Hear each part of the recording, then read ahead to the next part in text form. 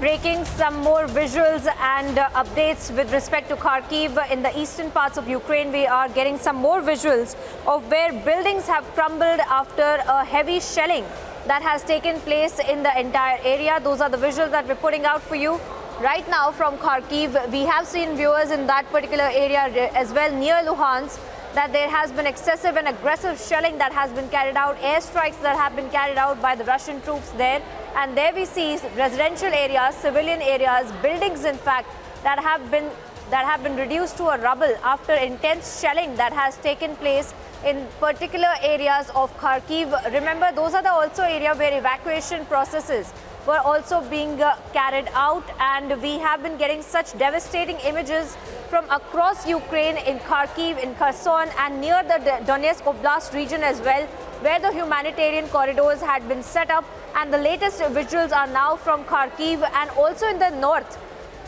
In the north of Ukraine as well, we have seen in Sumy, in Kharkiv, near Kiev as well, where in fact a bus that had been evacuating the civilians from Ukraine had also been attacked by the Russian troops. And now in Kharkiv as well. Kritzveen, isn't that right? We have seen how the entire diplomatic talks are going on. Russia has said that there will be humanitarian corridors that will be provided. But right now we see that residential areas have been destruction prone as well by Russian troops. Priyanka, couple of breaking news updates.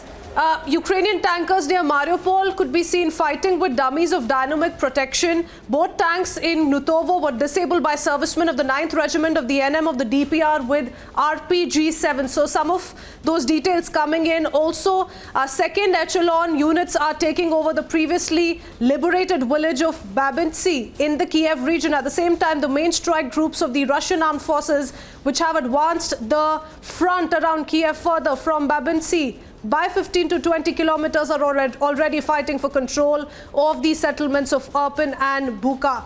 So those kind of developments that we are picking up, and Pratikrit could perhaps come in on this. Pratikrit, what do you think is the Russian strategy looking like at this point in time?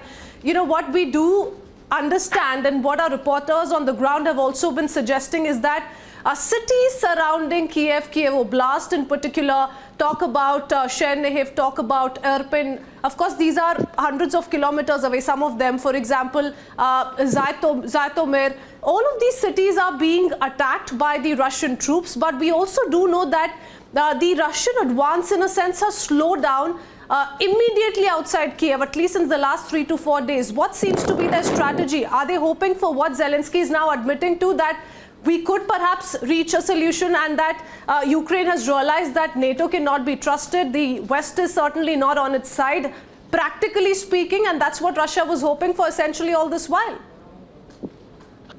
Well, if you look at what they've done in Chernihiv, Kharkiv, Sumy, those are the areas, those provinces are just adjacent to Russia. So they have had huge devastations, massive destructions. The Donbas region is already, they have been liberated, so-called. So if you look at what has happened over the last certain days, the level of devastation that the Russians have unleashed, even though the Russians also lost a considerable amount of their manpower and resources, but the Russians, given their strategic depth and military arsenal, they can take that kind of loss, perhaps. So you rightly portrayed and stated that perhaps Kremlin is trying to give a window of opportunity to Zelensky to actually say that yes, we are not willing to completely topple you if you agree to our demands. The 4 demands the Russians have put are these. Number 1, they have asked Zelensky's government to recognize the Donbas region. Number 2, to actually recognize Crimea. Number 3, to change the constitution and sign a treaty of neutrality. And number 4, to stop violence by the Ukrainians as well. Remember, as per the Russians, there's a war going on in the Donbas region for the last 8 years. So, Zelensky was banking for a long time, over the last 13 days, that NATO would come and help.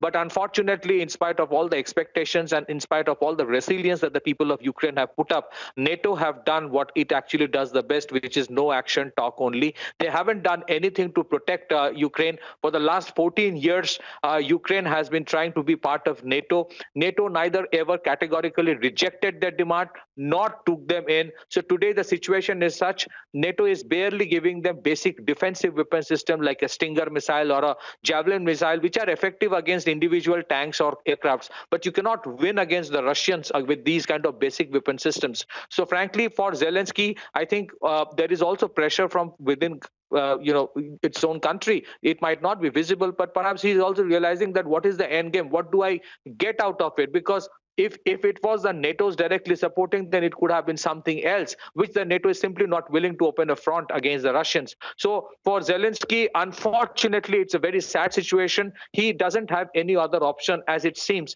but to actually at least consider the Russian demands. It doesn't mean that Zelensky will accept the Russian demands. It will be very difficult for him to actually, convince his own people the Russian demands and accept it. But the reality of today is such that I think somewhere there is a realization within Ukrainian government as well that there is a limit to how much they can keep on fighting. And if the fighting goes on, remember the war, the devastation is happening within Ukraine. It is not happening in Russia. Russian people might be suffering economically, but they're not getting killed per se in their cities. You know, it's day 13 today, and never before today did we see Zelensky come out with a statement even close to this. So very, very interesting developments, and perhaps remains to be seen whether or not the situation will come relatively under control after this kind of an admission made by President Zelensky. For the moment, thank you, Pratikrit.